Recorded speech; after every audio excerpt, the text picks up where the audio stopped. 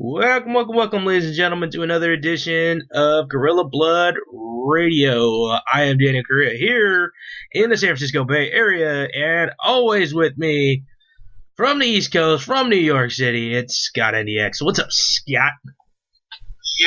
Yo. Alrighty. Well, hey, we finally are recording on our actual normal day of the week again, 2 in a row. That's got to be some kind of record for us. At least as of late. And as we are recording this, for any of you baseball fans out there, I know by the time this gets up on the internet, it'll already be done and over with. But the Cubbies are winning right now in the bottom of the 6th inning by 3 runs. So by the end of the game, it might actually we might still be going. So we will technically be the first one celebrating on air unless a radio show is actually doing it live. So we'll see. Like ESPN or any other sports actual broadcast. thing. Yeah, exactly. But we'll technically have done it first because we're technically on recording right now. So, yeah, whatever. I'm just full of shit. Yes, you are. Oh man. So, how's things going for you this week? You feeling any good things, bad things going on this week for you? No pains, no sicknesses. Because I know always pain. Both of us have been sick off and on for the last month and a half, it seems like. Month and a half, 3 months. Yeah. And I haven't been feeling good for 3 months now. Like, this is the first time in a long time that I haven't had to take any of that cough medicine. So, oh, man. At least I've been feeling a little better there. But honestly, I'm just waiting for next week because there's 2 days off next week. That's right. Veterans Day is next Friday, right? Yes. And then what's the other one? Election Day. Oh, you actually get Election Day off? Yes. It is shocking. I do not. Well, technically, my school being a charter is a half day, but my programming is not allowed to run on half days, so okay. I get a day off. Interesting. Okay. I think Election Day should just be a day off for everybody, and everybody go to the polls. No mail-in crap. That's something. I think we should eventually put that into play. So. Well, I mean, who really wants to go and vote for a pet rock anyway? Turd sandwich or giant douche? Yay. Pet rock. I guess you're doing the write-in candidate. I'm gonna have to do something. Oh gosh. So much garbage going on right now. And the fun part is, I actually get the sub for a government class tomorrow. So it's going to be a little fun to see what's going on because I guess some of the stuff they're supposed to be talking about this week is the issue of immigration. And so that's always on a ballot somewhere. So that's going to be fun. See if I can get 30 kids every hour to hate my guts. So I don't know. Push them. I'm gonna push them on different things and see what they're made of when it comes down to it. So who knows? All right, let's lighten the mood here. Let's lighten it up a little bit. No more politics because basically we're all going to hell in a handbasket anyway. We might as well. Oh, next week's show should be a fun one. Yeah, that's for sure. Yeah. So why not if we're going to hell in a handbasket? Let's beat them there and talk more about horror flicks and talk about hell and fire and brimstone and slasher movies. See, I thought you would use that as like a transition to Hell in a Cell. Oh, well, we could talk about that too. I didn't think about that as I was talking about it. But yeah, let's do that instead, and we'll talk movies later. Hell in a Cell. Oh yeah, pay-per-view happened this weekend. Who knew? Yeah, I totally forgot about it because it was good, but everything else this week has been just boring. So I haven't watched anything this week. I still haven't caught up with Lucha and NXT from last week. Oh man, yeah, no. Unfortunately, shit happens and I'm busy. No, I know. I get you. Well, Hell in a Cell last week. Now, okay. I don't know if this is just me. I get really irritated when I hear triple main event. Because whatever goes on last is the main event. I'm sorry. Yeah, I mean, triple main event's just silly. Yeah, it just bothers me. You have 3 matches in a Hell in a Cell. Just say 3 Hell in a Cell matches, not triple main event. Because one's going on. One of them was absolutely unnecessary. Oh, you're talking about Rusev and. They barely used the cell. I liked it. That one, I think they barely used the cell, but that I think had more passion in it and the rivalry from it than the Universal title match, actually. I will say this, it was a fantastic match. Yeah. I loved the match. I thought it was a great match given the people in it. But then again, I think Rusev could do no wrong. Dude, I saw a meme the other day saying Rusev standing up to bullies no one else will stand up to. And it shows him getting in the ring with, like, Goldberg, getting in the ring with Brock Lesnar. It was like 3 different people. Oh, maybe it was The Rock as well. It was funny. Like, he jumped in there and got his ass beat by those 3 names coming back. It was pretty funny. So. That's a damn shame because he's just so good. Yeah. And he's getting better at talking. You can tell he's getting better with it. Yeah, but Lana can honestly do all the talking. He doesn't need to say a word. He's fine. Yeah, he'll be all right. I mean, we've seen it over the years. He's one of the best heels, and he just has to stand there. Or just tell people, you can't touch my wife because she's my wife. Yeah. Well, he's not wrong. Well, the Iron Sheik didn't have to do much other than say, Iron Sheik #1, Iraq #1, Haktui on USA. Yeah. I mean, that's all he had to do. Rusev could do the same damn thing, and he would get death threats. And I'd be fine with that. So. Because I like Rusev as my heel, man. And I think he's one of the best. Yeah, I definitely think he's come a long way from breaking a plank of wood with somebody's name written on it. And yet that wasn't a bad thing. No, that was actually pretty cool considering. But he also went by Alexander Rusev. And I missed that first name. That's a great name. Yeah. Rusev is a great name in general. But Alexander Rusev was, just a really good, solid name. Yeah, it sounds powerful. Drop the Alexander part. Yeah, it sounds powerful. I mean, when you think of Alexander in the history books, you think Alexander the Great. I mean, so sweet, cool. I like that. But yeah, unfortunately, WWE has a tendency to take away people's first names, a la Cesaro, a la Neville. Yeah. Yeah, some of the stupidest things you can do. So, but but that match, I liked that match. I thought it was cool. Roman No, it was a very good match. And it just proves that, no one's ever going to beat Roman for anything because he kicked out of literally everything, including having a chain shoved down his mouth and being put in the accolade on steel steps. Because the steel steps makes everything more painful. Oh, yeah. I love that. Yeah, you're having those those aluminum steel steps. Yeah. Oh, goodness. Like, first of all, steel doesn't wobble. Yeah, exactly. That's funny. Oh, man. But yeah, originally I'm thinking, I saw the kendo stick and I'm like, sweet, he's going to put the accolade on him with a kendo stick in his mouth. Sweet. And then he broke out the chain. And you know what he should have done after he broke that damn thing in half? Raked it across his face. Oh, man, that would have been fun. God, remember when they would do that in ECW when a guy was blood busted open? Yeah. This is why a match like this needs blood, because if you're going to bust a kendo stick in half, you better be gouging out an eye with it. Yeah, no, I agree. They only did something like that in one of the greatest cage matches between Magnum TA and Tully Blanchard. Yeah.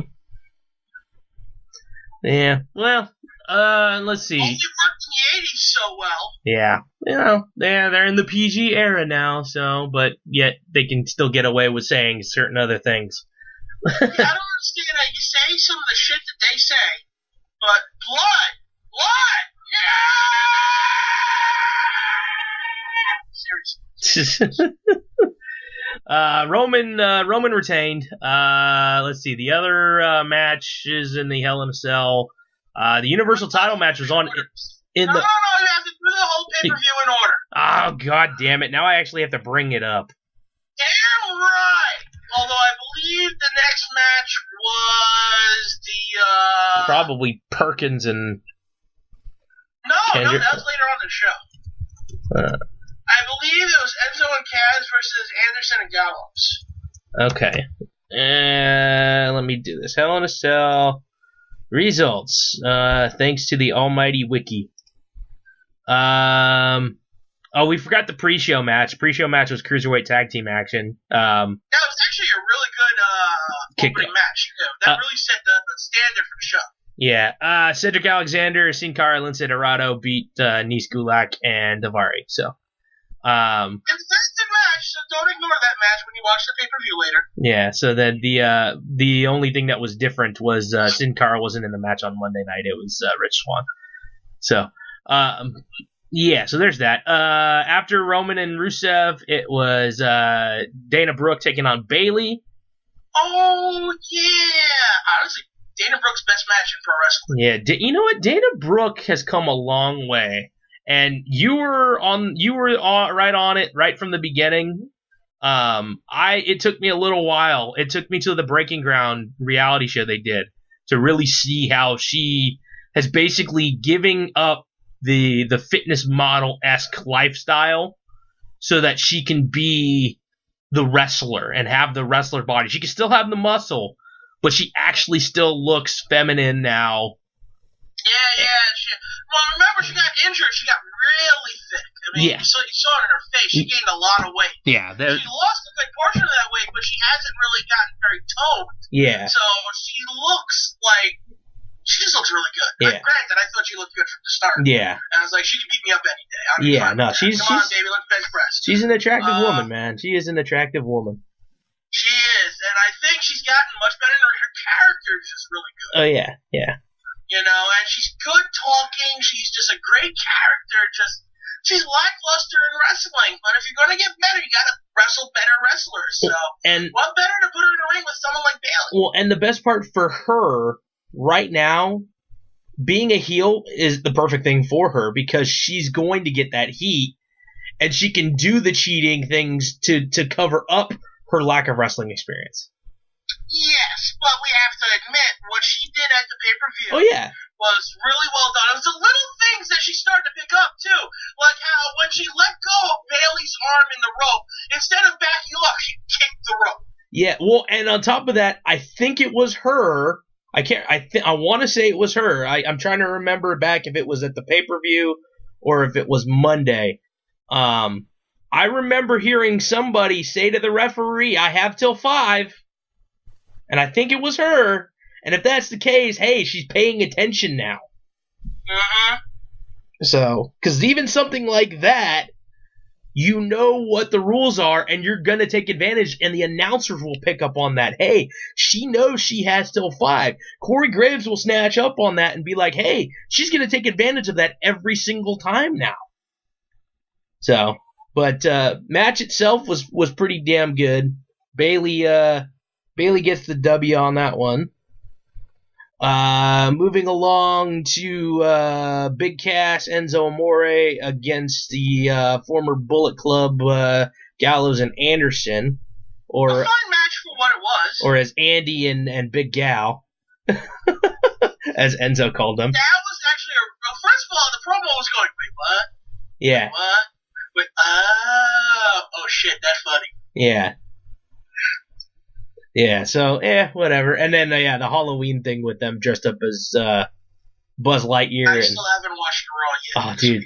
Yeah, you gotta watch that. They dressed up as Buzz Lightyear and Woody. Enzo and Cass. It was hilarious. I really have little interest in what's been going on Raw. It's like, honestly, the only reason why I watched this pay-per-view is because I was at my friend's house. Nice. And get a few drinks. Nice. Makes it tolerable. That's what was I probably would have watched it anyway, but I have no idea what's going on most of Raw because I don't get home till 10 o'clock some nights, and lately I'm just like, oh, I'm home. Let me put on Scorpion. Yeah, and fall asleep. No, I stay up for Scorpion. Okay. I fall asleep after Scorpion. That's that one with the geeks and, what's her name? Catherine McPhee? Yes. Okay. Yeah. I was going to say, Catherine McPhee is good looking, too. So, back to the match here. Gallows and Anderson get the W over Enzo and Cass. A much needed W. Yeah, they were looking pretty bad there for a while. It's kind of sad because Gallows and Anderson should be just mowing through people when they're not, which is upsetting. Yeah, very upsetting to me. Yeah, but then I expect, I'd like the authors of Pain to mow through teams too when they finally debut. Yeah, that'd be fun for them to do too. Have them mow down the shining stars. Oh God. Oh man. Oh well. Okay. Let's see what else do we got here. We got the second Hell in a Cell matchup for the Universal title. Yes, you heard that right. In the middle of the damn card. Owens defending against Seth Rollins. Also, a match that did not need to be a Hell in a Cell. Could have just been a plain old street fight. Yeah, basically, but they wanted to keep Chris Jericho out, and it basically couldn't even do that. Why? They just locked him in instead. Yeah, the referee. As soon as I saw that fire extinguisher, I'm like, okay, he's gonna spray Rollins with the fire extinguisher. No, he sprayed the referee in the face with the fire extinguisher. And I like how he played it off like he didn't do it on purpose. He did it twice, and he threw the damn thing down. Like, damn you! Yeah. That was your work. Yeah. Instead of law play, just to have the referee get taken out, leave the door open, and Jericho snuck in. Mm-hmm. And then he locks the door behind himself, so it was a 2-on-1 the rest of the way. So yeah, that was fun. That was really fun. And you know what's funny? I guess this is just the sad part of me, that every time I see a fire extinguisher, when it comes into a ring and they start spraying, I'm like, that's a fine from whatever city they're in. Because improperly discharging a fire extinguisher is a fine in almost every city. I don't know why my brain thinks that, but I'm an idiot. But that's okay. You got issues. Yeah. So yeah, Owens is still the Universal Champion. Even Jericho got a couple of licks in there at the end after the match was over. Yeah, so there's that. We got Perkins defending the Cruiserweight title against Brian Kendrick. And Brian Kendrick has basically been playing head games with Perkins a lot and making sure, like, hey, man, I need this match. This is my last chance. I don't know if I'm going to do this. Can you just take the fall for me and let me win and whatnot like that? So, yeah. It was an interesting storyline because you kind of knew some shenanigans was going to happen. Yeah. And basically what happened was Kendrick goes for what was it? Was it sliced bread number 2? Lands funky on his ankle or knee and whatever, and he's selling hard. Oh, I'm hurt. And Perkins like backs off and doesn't want to do anything. And then by the time he comes forward, Kendrick takes advantage of his former friend's sympathies. And eventually locks in the captain's hook, and Perkins is stuck in the middle of the ring and had to tap out. So we have a new Cruiserweight champion, and is the Brian Kendrick. So I'm not surprised it happened. I think this is just a thank you for Kendrick for all he's done with the Cruiserweights and with also helping Eva Marie. Also, I don't know, showing how awesome he is still? Yeah, just a little bit. He's still pretty damn good. He's not as fast as he used to be, but he definitely has now had to improve his well-rounded mat skills. He was always pretty damn good in the ring no matter how he wrestled. But now I think what it is that he's one of the few cruiserweights that has a true character. Yeah, that's true. All right, when they showed how he was and how he used to come out with the waving of the arms and everything, and how he started to do a little bit of that when he was coming out at the pay-per-view. You saw that, right? Yeah. So, yeah, I mean, he's been a good all-around wrestler aside from the issues he had behind the scenes and basically getting his ass canned. Well, yeah, just he got himself shit-canned because, he got himself shit-canned. He was arrogant, but yeah, no. So now you can tell, like, he's lost a step or two. He's not as fast as he used to be. He doesn't fly around as much as he used to. But he's definitely upped his ground game. Like, you can tell that's his arsenal now. Once in a while, he'll go up to the top. He'll do his sliced bread thing. But most of the time, he's trying to, like, slow you down and chain wrestle you. Which is a good strategy in a cruiserweight division because you got to slow down the fast guy if you're not the fast guy. Exactly, and it looked like they let him go a little more on the show on Sunday than they did on Raw.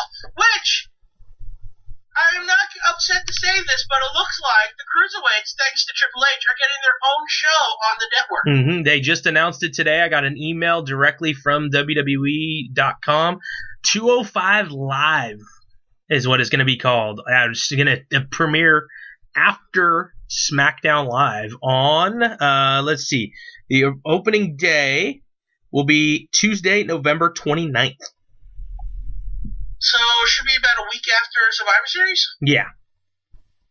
I'm down. And so, yeah, 10 Eastern, 7 Pacific, right after SmackDown Live. So, I think that's awesome. It's going to be a fun show, and it definitely... I think now, if they're going to do something like this, they can let them go a little more. Oh, yeah, absolutely. I mean, my hunch is now, instead of traveling with Raw all the time, they'll have a couple of people bounce back and forth between. So, like, Perkins and maybe Swan and Kendrick for sure. Maybe Tony Nese will be on Raw to do things there. But then they'll drive to whatever the next town over is where SmackDown's being held, because they're usually in close proximity. And then they'll do that show where it'll be all cruiserweights. And then they'll travel to the next Raw town and do the same thing. That's my hunch. But if they're doing all cruiserweights, I hope they let them go more, because Raw's not cutting it right now for them. They don't have time to develop storylines. It's basically how the Divas division was before the Revolution. Before they were forced to make a change. Yeah, because there's no characters except for the main feud. That's Honestly, I think, thanks to, I think we all said it, the Cruiserweight Classic was the way it should be showcased. Yeah, amen. A weekly show on the network, a la NXT. Mm-hmm. Leave it at that. Just give us the shit that we need. Yeah, no, I agree. I think this is going to be a good thing for them, and we'll see how it goes down at the end of November. Hopefully it's a good show, and we just got to keep getting used to that purple. I actually like that color scheme. Purple, so I don't give a shit what anyone says. So, but yeah, it just looks weird when you see it plastered all over Drew Gulak's face. Goes to the purple lighting, he's just like, yeah. Jesus Christ, that's one big smurf. Yeah. All right. Also on the card, the tag team titles on the line. The New Day defending against Cesaro and Sheamus, and they actually were on the same damn page for a good chunk of this match. And they until the ending, and I'm so fucking tired of this. Yeah. Yeah. God damn, they're not even winning anymore. Well, technically, all the teams are losing for them. Yeah, Cesaro and Sheamus actually were doing fairly well. And then the New Day got disqualified because it was Big E and Xavier were in the match, and then Kofi got involved. All the while, Sheamus got kicked in the face by Kofi, I believe. And Cesaro had... outside, the ref caught it. Yeah, and Cesaro had Xavier in the sharpshooter. And Xavier tapped at the same time. Yeah, but the ref saw the DQ moment before he saw the tap, and Cesaro and Sheamus won, and they were thinking, hey, Cesaro was like, yes, we won the titles. And then they made the announcement, and he was pissed. So. It was just such bullshit. I'm so tired of it. Yeah. I don't want it to bring Demolition's reign. Yeah. 434 days would have been fine. Second place on the list is more than adequate. Yeah, so, I don't know. I have a strange feeling they're going to give it to him. Oh, God, no! Now, you know what would be great? They get to 787 days and pull it right out from under the rug. Yeah, 1 day short. That'd be funny. And the official main event, in my opinion, because it was last. The only real main event. The Raw Women's title defended in Hell in a Cell for the first time. So the first time Hell in a Cell match for the women, and the first time on the main stage a women's match headlines a show. Sasha Banks defending against Charlotte. And they went all out with this shit, even with the mini Mankind reference. Yeah, the match started off with they announced both women in the ring, and then they bring the cage was still in the air. Yeah, they bring the cage down for dramatic effect, and they both look like they're shitting bricks. Like Charlotte even looked like she was about to hyperventilate. And then wouldn't you? It is the fucking Hell in a Cell. Yeah, and then Charlotte jumped Sasha and beat the ever-living shit out of her.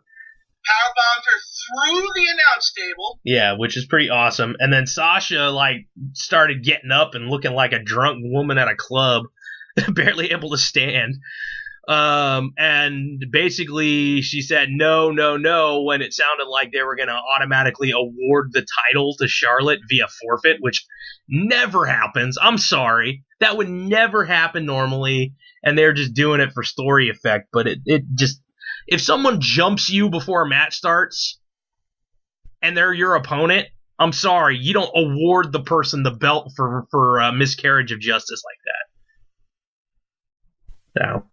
So, but Sasha said, no, I'm going to do the match anyway, and Charlotte proceeded to... Well, she got carted off first, let's remind them that. That's true, they did bring the... she got off the stretchers like, oh, fuck you, I'm fighting. Yeah, and then Charlotte proceeded to beat the shit out of her for a little while longer.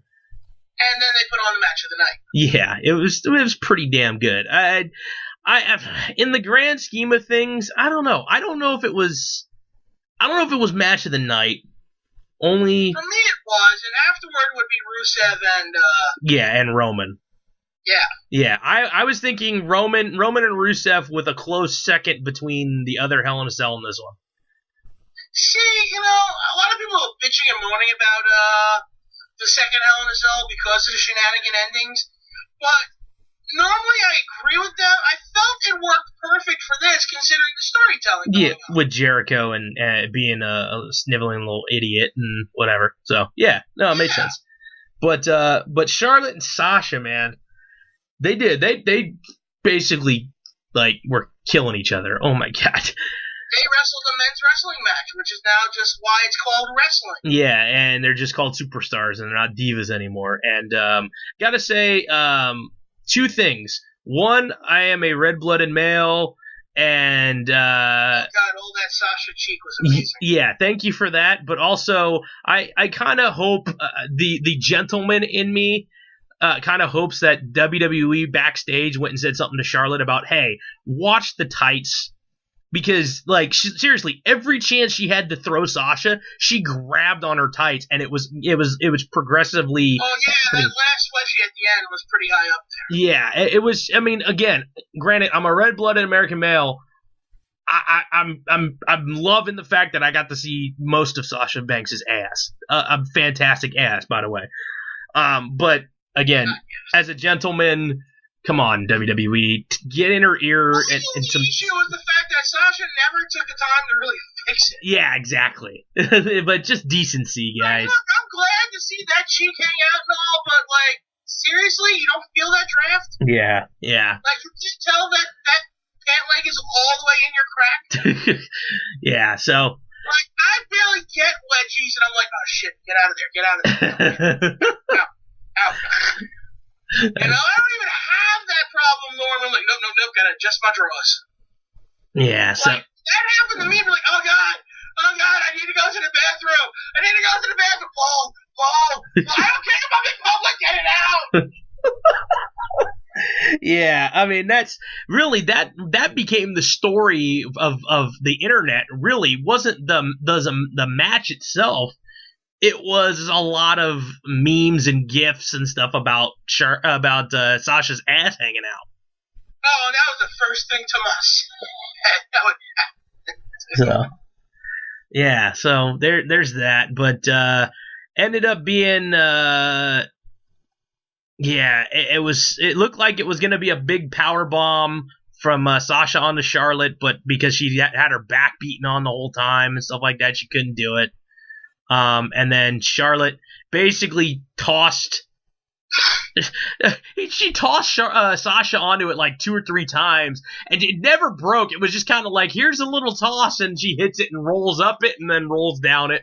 And then here we go, another toss, and rolls up it and rolls down it, falls off sideways, and she just says, forget it. Natural selection, boom, match over.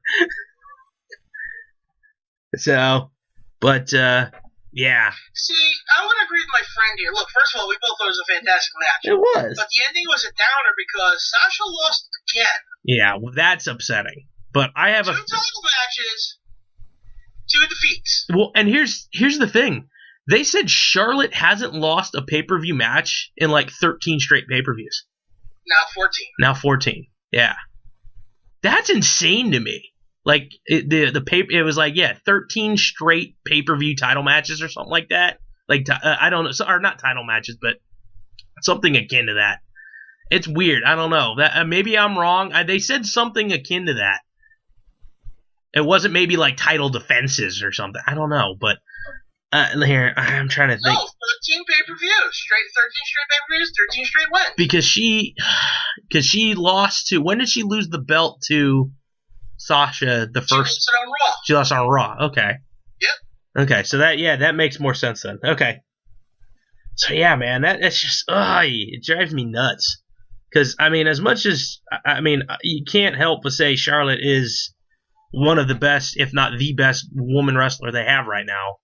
Sasha Banks, Sasha Banks is 1A. Nice break for Sasha. Yeah, but she keeps losing, and I'm just wondering if she's hurt, and they just needed her to do this match to get the belt off of her or something. I don't know. Why do they do such a match? Why wouldn't they just end it with the stupid stipulation loss and then explain it on Raw? They've sent people home disappointed before. Yeah, that's true. So, I don't know. I'm not sure, but Charlotte is the new Raw Women's Champion. So, so we wound up getting 2 belts changing hands, the Cruiserweight title and the Women's title. So, all in all, I mean, it was a good, solid show.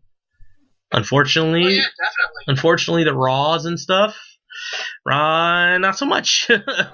So, but Scott hasn't watched it. I don't know. Can you explain to me what happened on Raw? You watched it and I did not. We get the Goldberg stuff.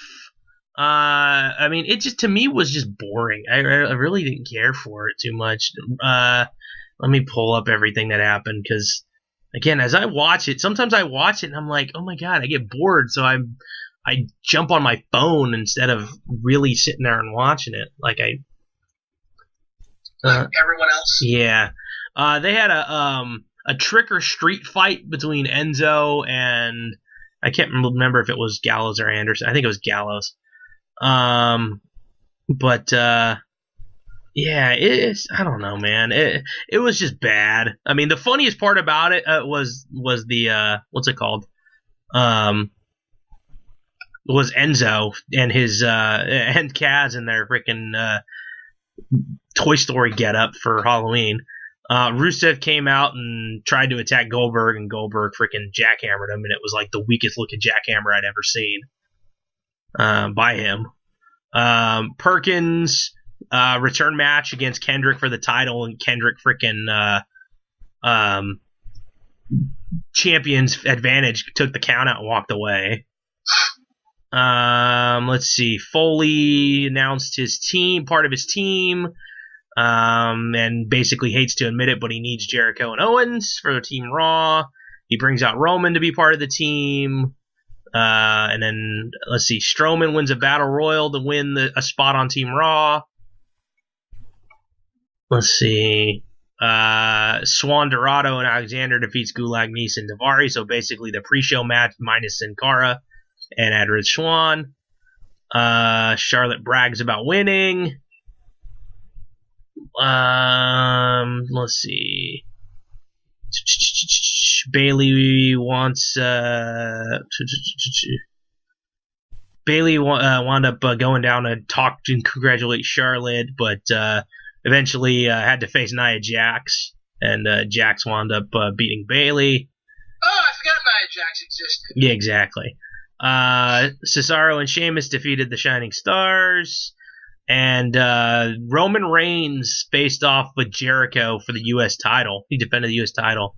And Jericho lost via DQ because Owens got involved. And Rollins came down afterwards and helped out Reigns. And yeah, we're like, everybody, a Shield reunion. So. Wow, that just sounded all kinds of horrible. I'm glad I missed it. Yeah, I'm not fond of it, but whatever. So everybody thinks that, but yeah, to me it's no big deal, man. And SmackDown I haven't even watched yet because just reasons. I just don't like watching it right away all the time because there's other things on Tuesday nights I like to watch. So, but also too, hey, we're doing our movie thing, yay! So, you ready for that one? You have your list? I do not. Okay, well, I'm going to go get my list. Yeah, as I talk about it. So, for those of you guys who haven't been listening to the show for the past few weeks, why the hell not? And also, we are over with our friends over at horrorsonline.proboards.com. They talk a lot of horror movies, but there's wrestling stuff, there's sports stuff on there too. So if you're interested in that, you can sign up. But we've been doing we did Sci-Fi September. We've now are finished up with the 31 Nights of Halloween, which we're gonna run down the last couple movies on our list here since the last show we did was last week.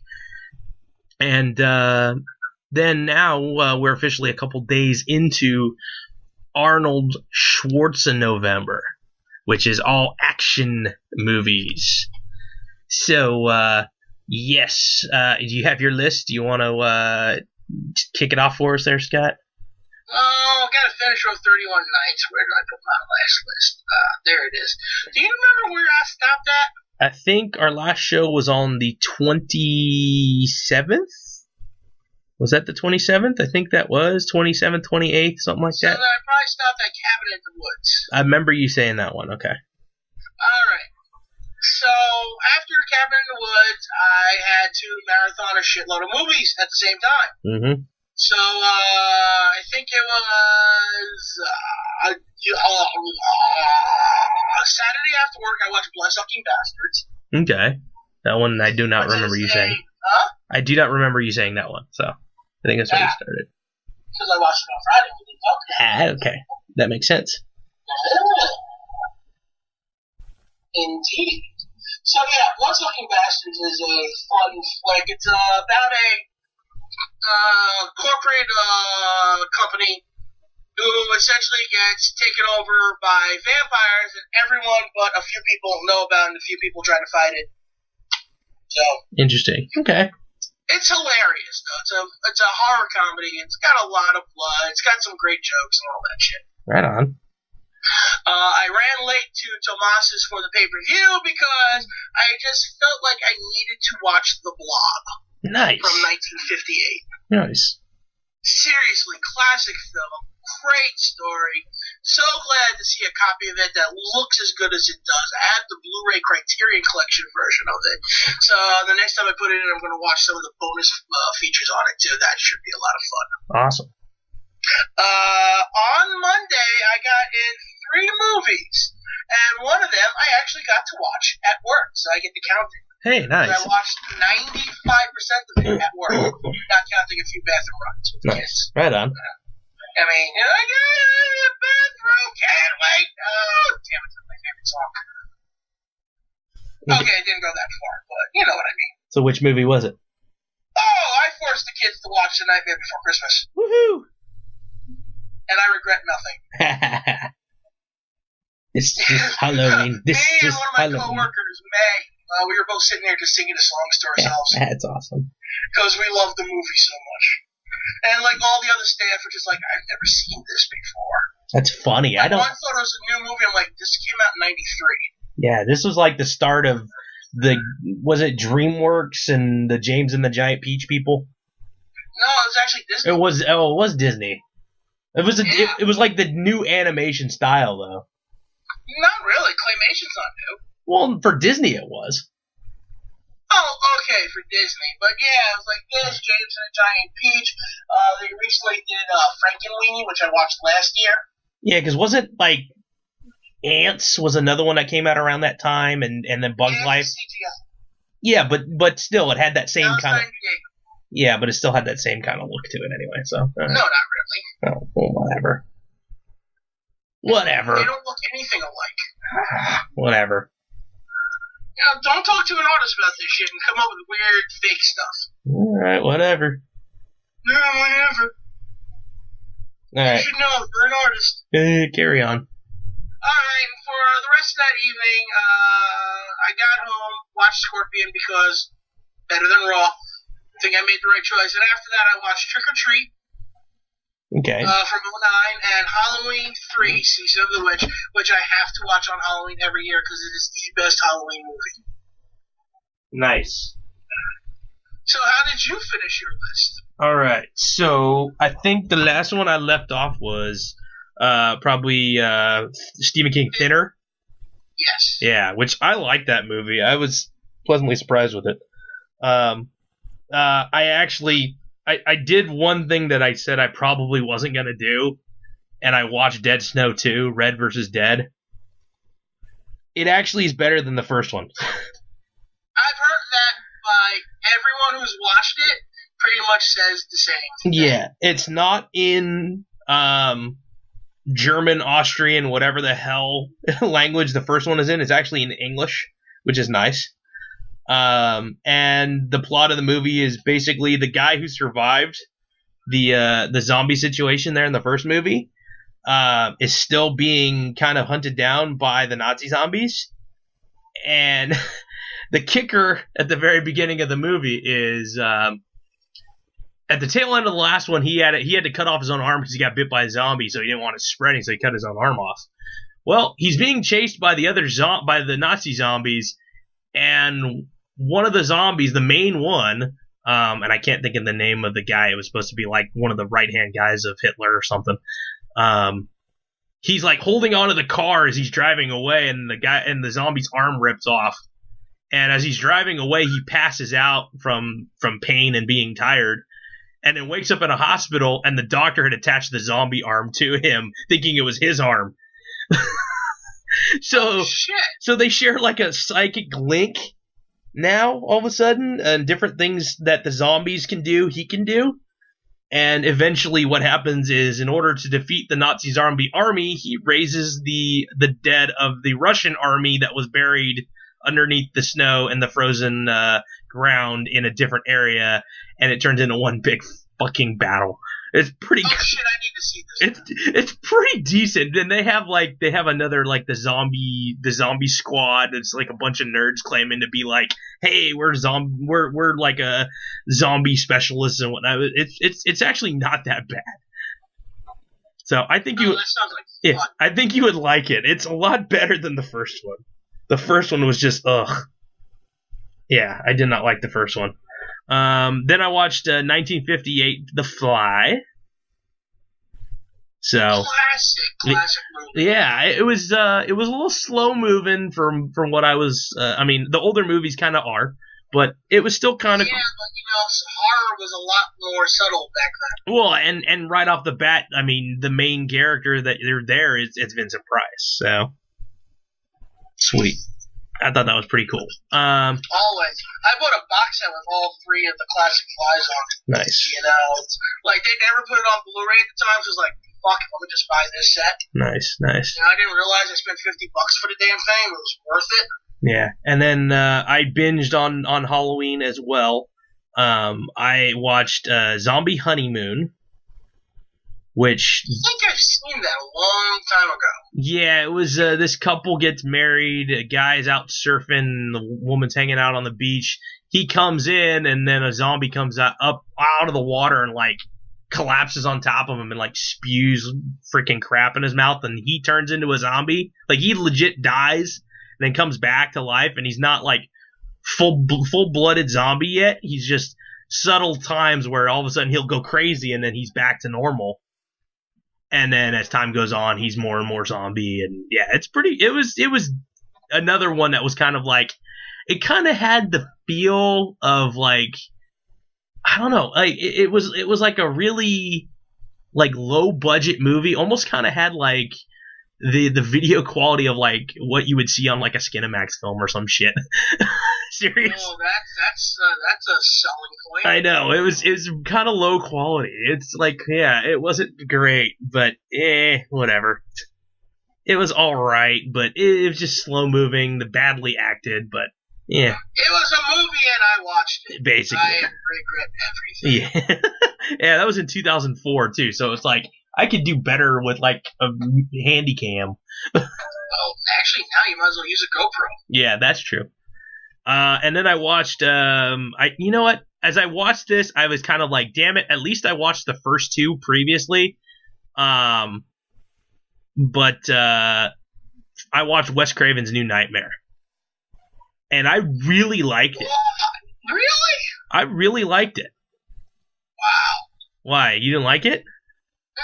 It's like after the fourth one, they go downhill. Well, see, that's the thing. Until Freddy versus Jason. See, I watched the first two, and then I didn't know where this one fell in the line. I didn't think to look it up before. I saw it on there, and I'm like, ooh, a new take on Freddy Krueger. Okay, cool. And I'm kind of glad that I at least watched the first two, because the actress who played the girl in the first one, and the dad, and Robert Englund, and Wes Craven, they're all in it playing themselves as actors or the real people. And yeah, I thought that was kind of a different take on it, where like Freddy's coming off the screen into the real world, and it was like all... It's an interesting story, yes, but I don't think it was very well... Yeah. I don't know, I just wasn't a big... Yeah, so, and then to cap it off, number 31, I actually watched the original 1978 Halloween. Great movie. So yeah, and it's that was the first time I'd seen that one too officially. I just want to say, if you're gonna watch Halloween, you should automatically follow it up with Halloween 2, because it's essentially just one long story. One long movie. Okay. Yes, because it literally just Halloween 2 is a direct sequel, like right after the first one. Okay, maybe I'll have to go back and watch that. Although I think you should watch Halloween 3 too, just because it is a fantastic movie. It has nothing to do with Michael Myers. Okay. See, the original idea for Halloween was going to be an anthology of different characters. Okay. And different films.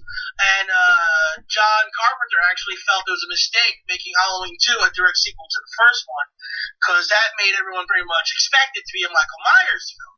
Yeah. So, Halloween 3, Season of the Witch, being about, a guy who's trying to bring back some sort of ritual using technology and mysticism and masks and demons and shit. And robots. Lots of robots.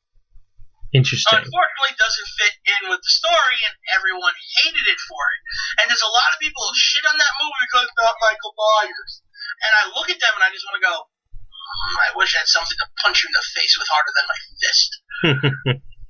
Because they're idiots. They don't watch that movie and go, holy shit, this is a fantastic fucking film. Oh, yes, it doesn't have Michael Myers in it. That's what makes it good. Because after the first two, they all turned to shit. Yeah. Okay. I don't see what the problem here was. Right on. Alright. Well, yeah, we both made it. Yay. And we got another little pumpkin icon for our... Yeah, this one's distinctly happier. Yeah, it looks like a very happy jack-o'-lantern this time around. Yeah, I got so many icons. For some reason, I have a jack-o'-lantern from like 2 years ago, which I'm not going to complain about. I think that was for like the first time we did this. Yeah, you have two other jack-o'-lanterns. I have a Creepmas logo, which is actually a really creepy Santa Claus. Then I have a great staff member, because I'm actually staff there. Yeah. I work at that website. Then I have the 5-year anniversary, which I haven't been here 5 years, but okay, thank you. And then last year we started doing badges for participating in these marathons. Yeah. So we have that little Saturn badge. We have a jack-o'-lantern. We have Arnold. We have another Creepmas. We have an actual DVD for DVD December. And this year we have the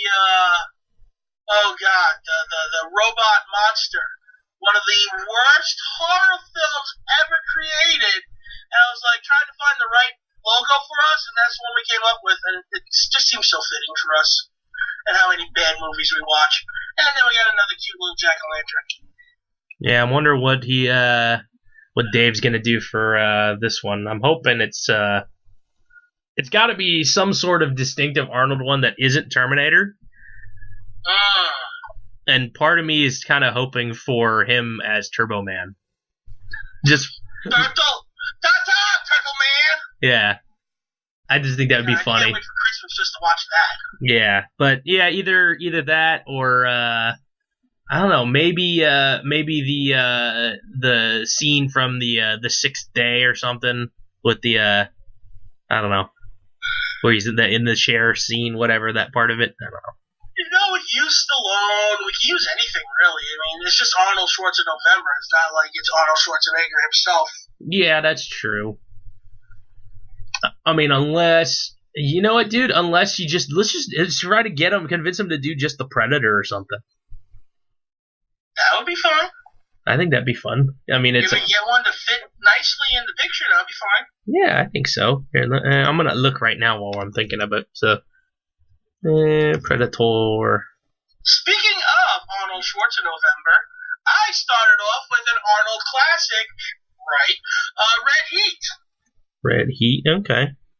Yes, it's a movie where he plays a Russian cop who has to come to Chicago to find a Georgian drug lord and stop him from shipping drugs to Russia, where he screws up, so the Russians kind of abandon him, and he's like, I will do this undercover. And he's working with Jim Belushi. Okay. So, hilarity ensues, violence and gore, blood, gunshots, Gina Gershon. It has a lot of good stuff. Nice.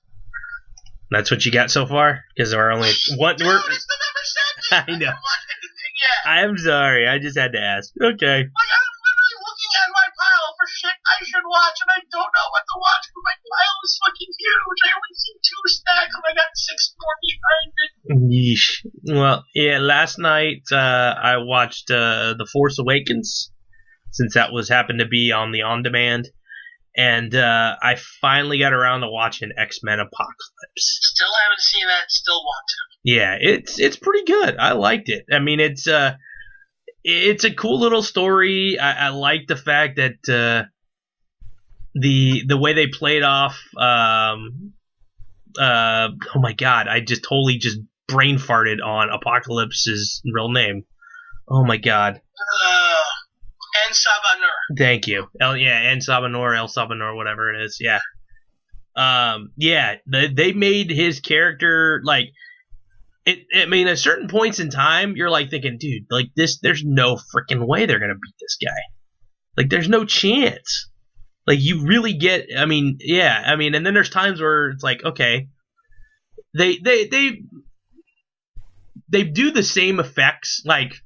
Obviously, with what's his name, Quicksilver? Is that the guy who can run really fast to stop time, slow down time? They basically do the same. Not slow down time. He just runs fast, so everything looks slow. But they do the same trick again in the movie that they did like in the other ones. So yeah, so it's definitely something. I mean, that's different. You basically get to see the evolution of. Gene and Scott, and then even you get to see Scott's brother a little bit in that too. Plus, Beast is in actual action again, so which is kind of neat, and we get to see Nightcrawler as well. So it's kind of fun. Yeah, but none of the original actors. No, not from the movies that we've seen previously. The more of the Last Stand type, or the First Class stuff rather. Oh yeah. So I mean, you do Not get. that I didn't like First Class. Well, and the Days of Futures Past. So I mean, Jennifer Lawrence is still Mystique. I mean, you got the younger versions of Magneto and Xavier. Same guy plays Hank McCoy as Beast. And no one's ever gonna top Kelsey. Frazier. Kelsey Grammer. Dude, did you see there's a picture of him floating around on Halloween? He actually walked around at a party dressed up as Sideshow Bob. Dude, let me see if I can find that picture now. Oh, that's great. I don't know. I saw that. I was like, oh, wow. Kelsey Grammer Halloween costume. As Sideshow Bob. Here it is. Okay. Here we go. There you go. Okay, so you can see it. It actually ain't that bad. It's so simple, but it ain't that bad. Gauge Scott's reaction by the laugh. Pretty damn good, huh?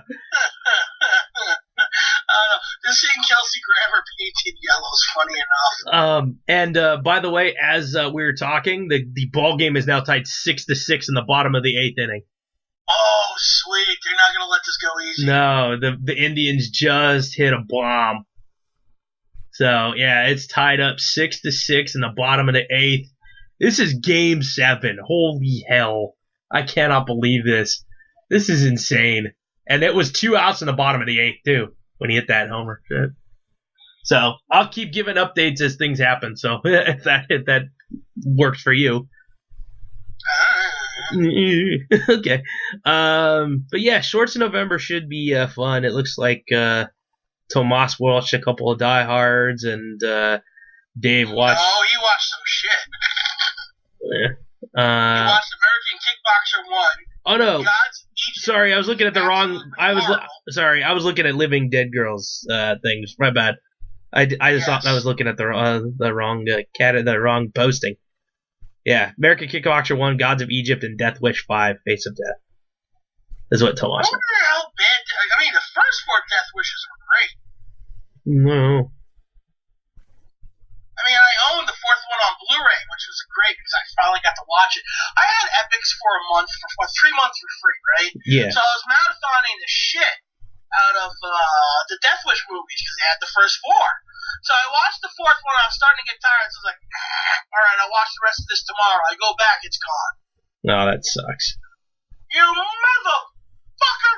So I never got to see the ending of it. Tomas ordered it from Amazon. For some reason, they sent him 2, so I get a freebie. Hey. Yeah. Now I gotta get the first 3 on Blu-ray. Nice. They're worth getting. I like the Death Wish movies. I mean, it's essentially the same fucking premise each movie. I was gonna say Death Wish is Bronson, eh? Yes. Okay. Bronson's girlfriend or daughter gets raped. Okay, time to get revenge. It's like the first 3 movies. It's like at this point, oh shit, you're Charles Bronson. And just fucking run. So apparently LeBron James is at the ball game, like blowing a gasket because Cleveland tied it. They just showed him on the screen. Who? LeBron James. Oh. Screw that guy. Oh man. Yeah, man. I don't know. I've got things that I can watch. I'm kind of debating what do I want to watch. Netflix doesn't have a lot of things that like interest me that are action movies this time around. So I'm gonna have to go bum some DVDs off my dad and see what he's got. I know he's got that new Godzilla that came out within the last couple years. 2014. That's a great movie. Yeah, so I think that's on my pile too. Yeah, so I think I'm gonna watch that one. I'm trying to think, what do I have here? You know what? For the sake of it, I don't know. I know it's kind of a drama, but it does have action. I may go see. I kind of want to see that Hacksaw Ridge film.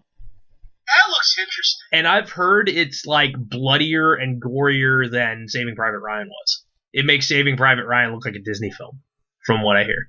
How? I don't know, but that's the couple of. I mean, Saving Private Ryan literally has a scene where a guy looks around for his fucking missing arm and picks it up. I know, but I've been told by a couple people that it's pretty bad, and one said, yeah, that it kind of makes it look like a Disney film. So I was like, how the hell does it make it look like it's a Disney film? Jesus Christ. So it's probably maybe a little. Disney film, or Tinkerbell's, Wedding Bliss. Oh God. Springtime with Rue. Yeah, and speaking of Disney films, what the hell? You bought like 5 movies and 4 of which were horror flicks. I 5 movies. I was given 5 movies by Tomas as usual, because if he absolutely hates something, give it to Scott. And one of which was Frozen. Well, he had 2 copies of it. He had it already on Blu-ray. And then he realized he had the DVD still. It's like, okay, you want that? Like, sure. That's funny. Like, what am I going to do? Say no? I mean, I've never really seen Frozen all the way through because of work. Yeah. You see glimpses of it and bits and pieces. And what I saw, I enjoyed, but I never got to see, all. So what I did see of it, though, was pretty good. Not as good as Tangled, but pretty good. Yeah, no, I didn't mind it. My nephew liked to watch it, and so there are times where I think I've only actually seen the movie one time, like from beginning to end, but being out here and around my nephew all the time before they moved to Texas, it was like constantly playing, so it's like, okay. So I know most of the songs and stuff like that too, so I can't fault it. It's catchy. And also there's somebody out there, and I can't remember the YouTuber, but he does impressions of every single Family Guy character when he sings a version of Do You Want to Build a Snowman? And it's freaking hilarious. So if you get a chance, go find it. But basically, I think I'll pass on that one. I thought it was pretty funny because Do you want to build a snowman? I thought it was kind of funny. I one time drew a picture of Wolverine and X-23, and it said, "Do you want to stick the snowbub?" Yeah. Or I've seen another one that has another YouTube thing that has Harley talking to the Joker. Do you want to kill the Batman? So I thought that was pretty funny too. Yay. Oh man, but that was just a funny picture to see. I was like, which one of these things is not like the others? A lot of people. There was a few comments on that. I mean, here. Let me bring up. You're bringing up the Instagram. Scott NDX on Instagram. If you want to check him out, or yes, Girl Blood Radio. Girl Blood Radio on Instagram as well too. You can add us up.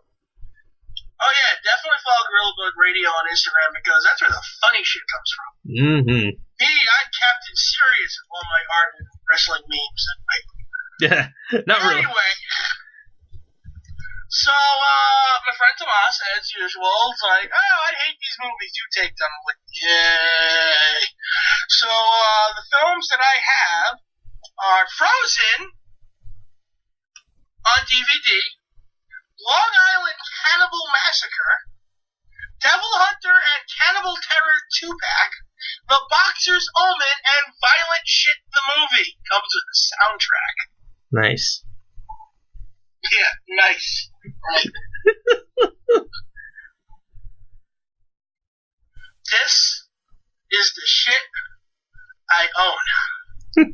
My collection, a good 20% of my collection probably came from him. At this point, and it's just, I don't even know anymore. Some of the movies, yes, they're very good. Some of the movies, I don't know what is wrong with that boy. He buys a lot of shit blind. Oh, this sounds good. Oh, God, this was so bad. Oh, this should be, oh, God, 20 minutes, I want to kill myself. It's a lot of that going on. So, in the end, I get movies like Killer Workout. Oh yeah, don't torture a duckling. Stuff like that. Okay, that's funny. Oh, you know what? I gotta bring it up because I mean it happens every year since everybody loves this movie, Hocus Pocus. You saw my posting about Horseface herself, Sarah Jessica Parker. Honestly, is it just me, or is that like the only? That's the only movie or anything I've ever seen her in that I find her attractive in, and she's supposed to be a witch. I never really found her attractive. Well, we're talking about Bette Midler here, though. I mean, that's a different story. No, not Bette Midler. No, I'm talking about Sarah Jessica Parker, and that flick, that to me, she's attractive. But anything else I see her in, it's like, oh my god, dude, like, get the freaking hell off my screen. Just freaking trot along, freaking horse face. You are angry. Does she owe the money? I don't know. I just don't like her. I just think she's got a very weird looking face.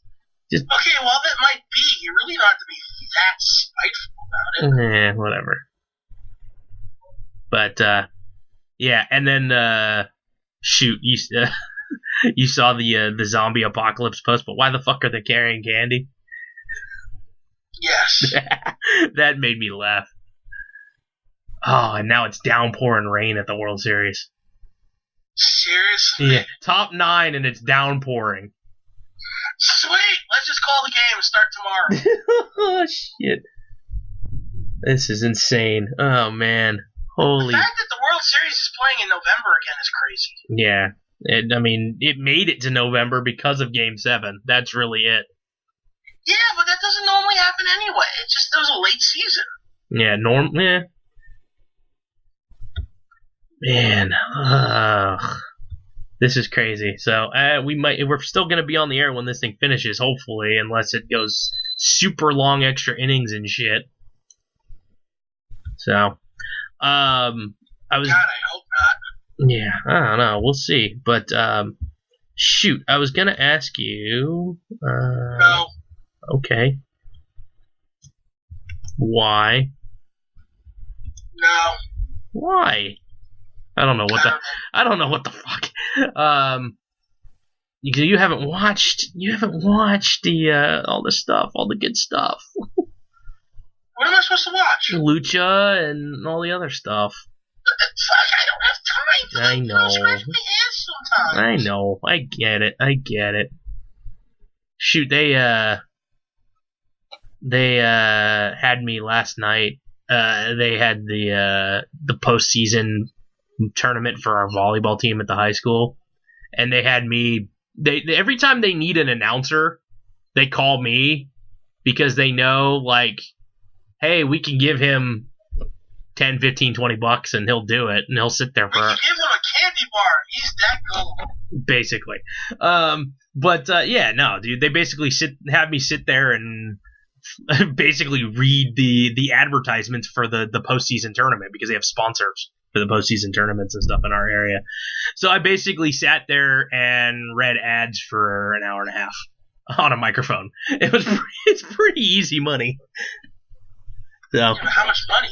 I got $20. Oh, fuck, man. Hey, it was a decent volleyball game too. We lost, but still, it went 4 sets, and we just looked sluggish near the in the middle and got just beat up on in the middle of the game. So the end, it was close, but just fell short. So shit happens.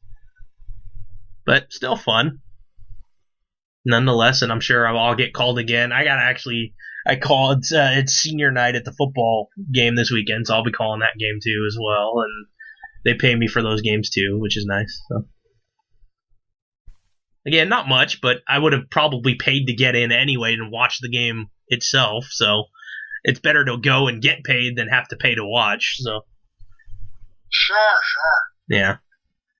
So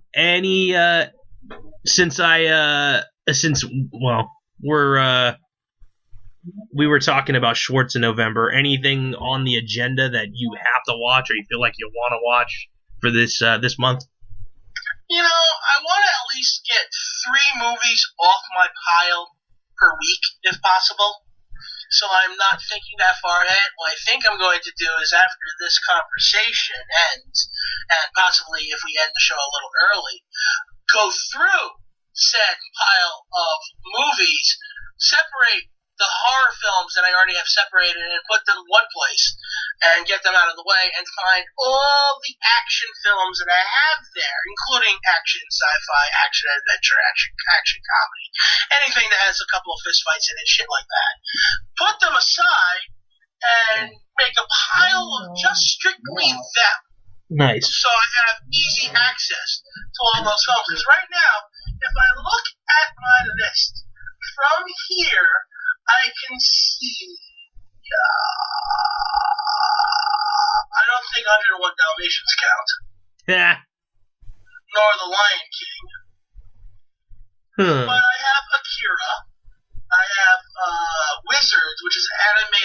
sci-fi film, which I think counts.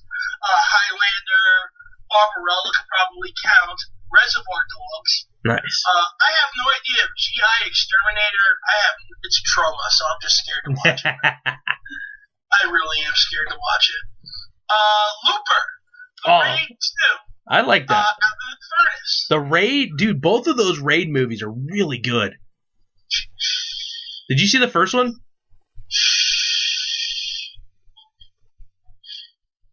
Terminator Genesis. The Gambler.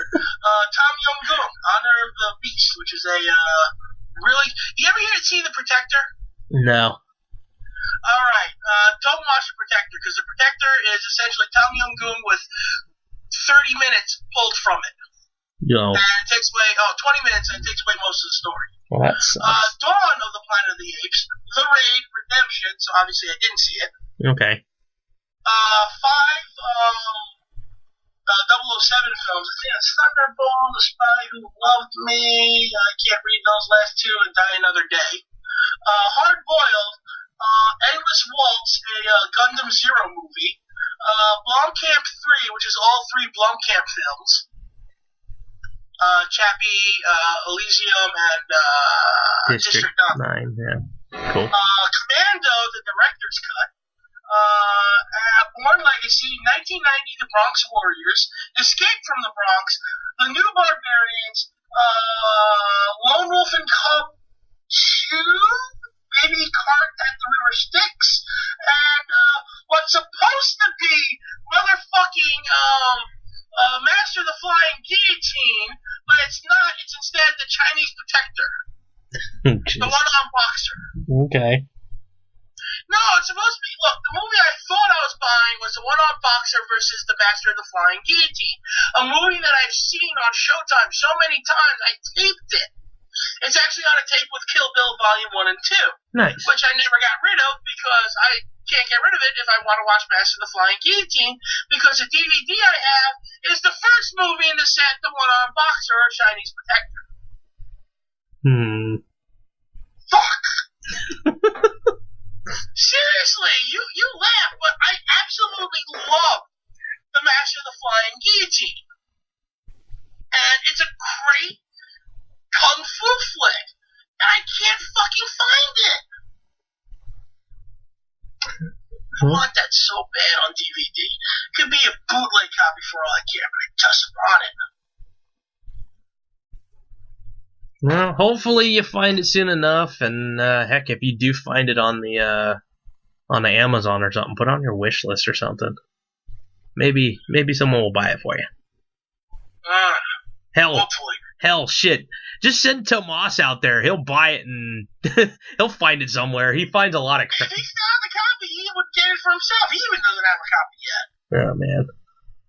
Yeah, that's how bad it is. Damn. Like, seriously, I thought I found that shit at the National Wholesale Liquidators. I'm like, yes! Oh my god, I bought that and a movie that had Kung Fu from Beyond the Grave on it. Now, this is the uncensored version. I bought a censored version for $1, but I wanted to see the vagina in it. Oh, man. So I bought the uncensored version. Hey, look, I'm being honest. I know. Alright, if we're going to be honest, let's be honest. You're a red-blooded American male, apparently. Yep. Yep. But you're going to downgrade me for wanting vagina? No, well, I'm also in the process of you talking. It looks like they are possibly going to cover the dirt with a tarp. And they're going to they're going to postpone things for a little while at least. Because it's still top 9. And now there's one out, but it looks like they're gonna maybe, I don't know if they were reviewing something too in the process, but and they may call it a double play because it looks like the guys tried to purposely take out the second baseman, on the one he was turning the double play too. But carry on. Sorry, it wasn't that I'm bummed because yes, I totally Why not? Why buy the clean cut version that edits out all the good stuff? Yeah. So where was I? Yeah, exactly. But honestly, I bought it because the movie movie's so ridiculous. They have hopping ghosts, which are said to be zombies, but they're not zombies. At one point, they're fighting this one guy who literally pulls out a wad of $100 bills, waves it in the air, and goes, "Come Dracula, come to my aid!" And Dracula just goes, "I'm coming!" And they fight Dracula and Garland. Okay, that's random. It is so fucking stupid. It was one of the best dollars I ever spent. So when I found a copy of it uncensored, I was like, yes, I am buying this shit. That's funny. I am so buying this shit. Yeah. You know what I just thought of? I gotta watch it. I haven't watched it in a while. It's probably been, I don't know, at least 6 months to a year, something like that. Battle Royale. I love that movie. It's so good. You know, they keep playing that, and I haven't had a chance to keep watching it like I want to. So hopefully this month I'll be able to catch it at a time where I'm in the mood to read subtitles. Yeah, that's the hardest part about it is the subtitles. That's the same thing. The last movie I watched was subtitles at the beginning of last month, Berlin Undead, and there was a few in red heat yesterday, but not enough to make me go, I need to turn my computer off. Make sure if you're gonna watch the raid, you gotta watch it with the subtitles. It just doesn't fit right with the dubbing. So watch it with the subtitles. You gotta watch those. Yeah, I try not to watch dubbing unless I'm really desperate to not read anything. Yeah, because I'm also one of those people too, where if I'm doing something else on the phone or whatnot, playing a game, at least I can hear what's going on and I don't have to be completely 100% engaged. Yeah, but that's why most of my Criterion collection hasn't been watched. There's a lot of friggin' samurai movies on that list. Yeah, that's maybe. I'm trying to think of. I'm looking at it right now. I see Vengeance is Mine, Tokyo Drifter, The Outlaw, Three Outlaw Samurai, Throne of Blood, Sanjuro, Yojimbo. Hey, that's what? How many films? Yeah. They're all Japanese. Yeah, that's. Oh, and Wings of Desire, a German film. For some reason, I couldn't help but buy. Nice. I don't remember why. Something about we read it, and I was just like, this sounds interesting. I don't even remember exactly why I bought it. I bought it so long ago. I bought it when Kim's was still open. Kim's has been closed for like a year. Yeah, there's a couple that I'm trying to debate whether I should save them for DV December, because I actually have some on DVD that I actually haven't watched yet. That I brand new. I've seen a couple of them before, but they're brand new. I just never opened them either. And I have like Ong Bak, Thai Warrior. I know I have. Actually, I think I got Ong Bak on my pile too. Yeah, and then that one I haven't seen, but I have the Boondock Saints 2 All Saints Day. I'm sorry. Yeah, I bought that one by accident, thinking it was the first one, and then I wound up finding the first one, and I bought it anyway, and I never returned the second one, so whatever. Oh, that should suck. So whatever. They each cost $5, so whatever. I'm not gonna complain. That was a Walmart discount bin. Thank you. That's the fun part. That discount bin actually has some good stuff at Walmart. Sometimes. I actually found. I've been through those bins myself, and I partaked in them very well.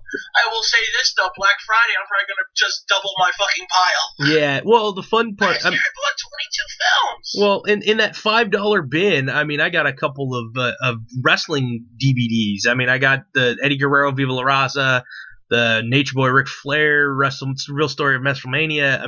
Those are in the $5 bin at a Walmart.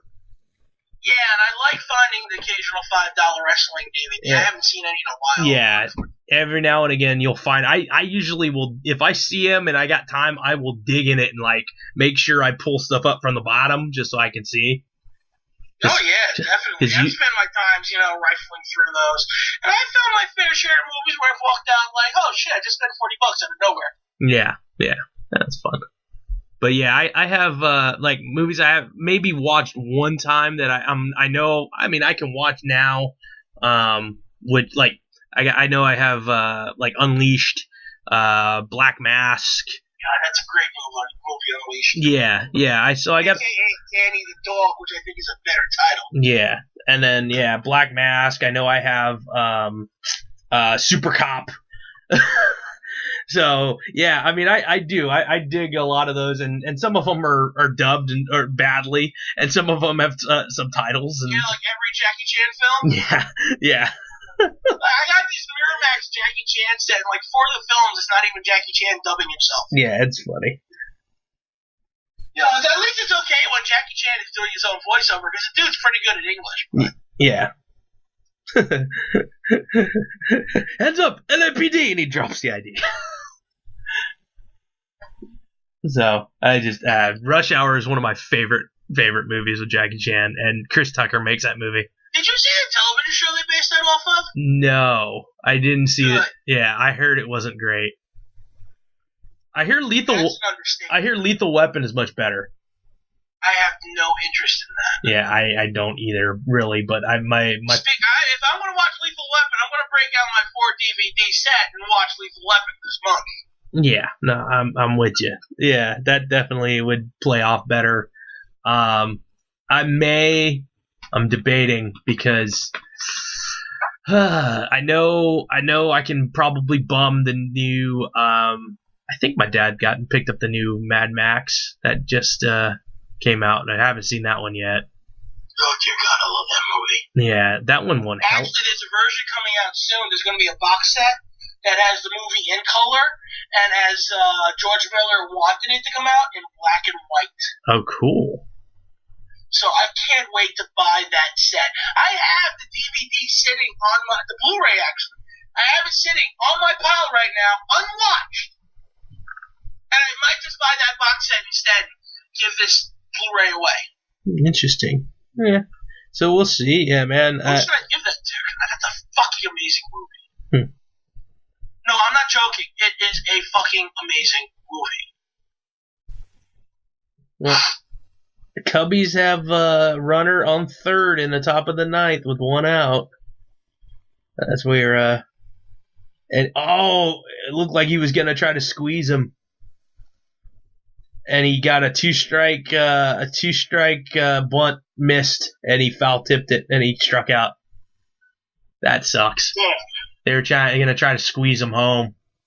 Damn, that sucks. He just missed, and he would have had it down. I mean, first base down. Oh, that sucks. Man, you don't see a suicide squeeze anymore these days. Well, I mean, it's the damn World Series. You pull out all the damn stops. Oh, really? I agree completely. It's just in general, you don't see that in baseball anymore. Yeah, it's small ball. You know, it's all about power and long ball, man. No one has the finesse anymore. Yeah, holy hell. Let's get the guy up to bat is 3 for 4 tonight with a solo homer, so he did pretty good. And yeah, so I'm not gonna do whole play-by-play. That's just not cool. Especially when it's like, yeah, this is already, by the time you're listening to this, the game is already like 3 days ago. Or longer, depending on how many people and how long it takes to get up on the YouTube. So, all right. Well, I'm gonna say let's call it a night so you can get to organizing your DVD stack. And, oh dear God! And prep for all they're falling on me. That's what's gonna happen. Yeah. You know what? I found my CPR mask. We're gonna call someone to help me with it. I was gonna say, do you